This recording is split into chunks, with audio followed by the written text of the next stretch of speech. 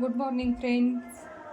आज काय स्पेशल भाजी तुमच्याकडे? माझ्याकडे आज कांदा पात करायला आले, म्हणजे थोडंसं चेंज, फ्रेश कांदा पात. मग कांदा पातची भाजी करायला आले. आत्ता घेतलेले कांदा पात हे बघा, एकदम फ्रेश आहे. असं बारीक कट करून घेतलेलं आहे मी कांदा पात. मग तुम्ही कसं करता, तुम्ही पण हे मला कमेंट करून सांगा. आता मी साधा सिंपलच करणार आहे, तुम्हाला दाखवते आमच्यात कसं करते कांदा पात. कोण हिरवी मिरची घालून करते, कोण लाल तिखट. आणि हे बघा, आता तेल घालायला आहे. थोडंसं तेल जरा जास्त घातलं ना छान येते, तेलात मऊ होते कांदा पात, मग छान लागते. जास्तच पडलं वाटतं तेल, थोडंसं काढते मी.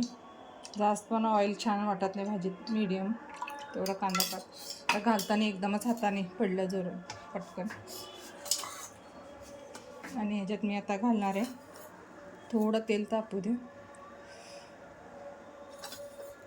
मोहरी. कोण ताजा कांदा पात असले ना भरीत पण करतात, वांगी घालून भरीत करतात, कोण भोपळा घालून करतात.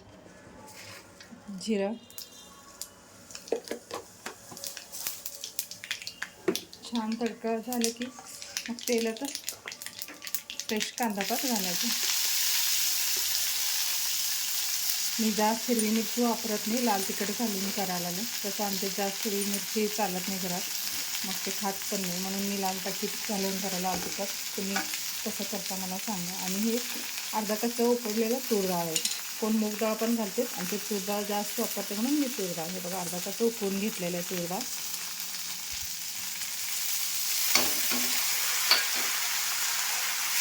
बारीक ठेवते गाजर.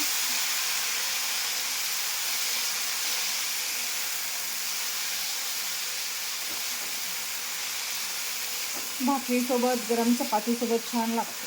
मी जर मोकळा पिठला पण करते, मी टाकते ते पण रेसिपी तुम्हाला. जरा माझं रेसिपी आवडत असेल तर तुम्हाला चॅनलला सबस्क्राईब करा आणि लाईक करा प्लीज.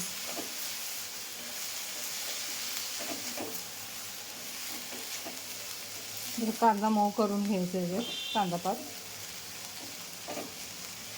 आता छान येते कांदा पात फ्रेश. इकडं असं जाडसर कांदा मिळते, कर्नाटक साईड एकदम असा केसर कांदा म्हणून मिळते बघा, पोपटी कलर, कवळे कवळे, खूप छान लागते ते, गोड गोड असते. हे पण छान असते, तर ह्याच्यापेक्षा त्याचं टेस्ट छान असते. हे बघा, आता ह्याच्यात मी घालणार आहे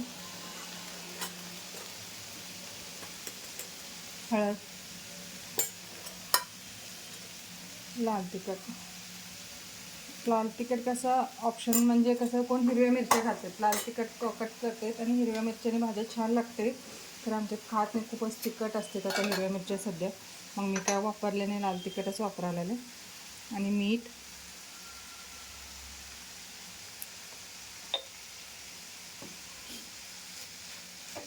थोडंसं मिक्स करून घेऊ सगळं. तूर डाळ घातल्याने छान लागते खायला. नुसतं कांदा पात पण करते, शेंगा कूट घालून तेलात असं मऊ करून कांदा पात मऊ करून घ्यायचं. नुसतं शेंगा कूट, मीठ, लाल तिखट घालून भाकरीसोबत गरम गरम छान लागते. खरं ते जास्तच मऊ होते कांदा पात. हे जरा तूर डाळ घालून केले ना छान लागते टेस्ट. काय सगळ्या बायका काय तर काय वेगळं करत असतात, असं नाही की सगळ्यांच्या भाज्या एकसारखी असतात म्हणून.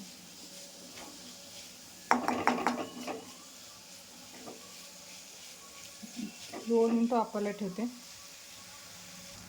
आणि ह्याच्यात मी थोडंसं आता घालणार आहे धनिया कूट. चव छान येते धनिया कूट म्हणून,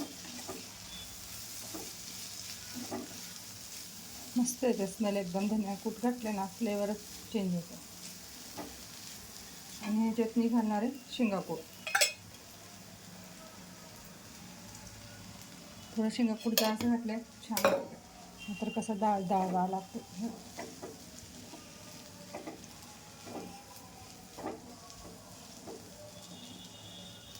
गरम भाकरीसोबत छान लागते हे खायला.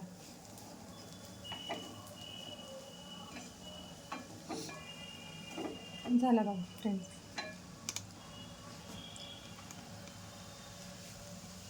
तुम्हाला पण एकदा आवडलं तर करून बघा आणि कमेंट करून सांगा आवडला का नाही, कसं काय, अजून काय चेंजेस असते तुमच्यात, कसं करतात मला कमेंट करून सांगा. थँक्यू.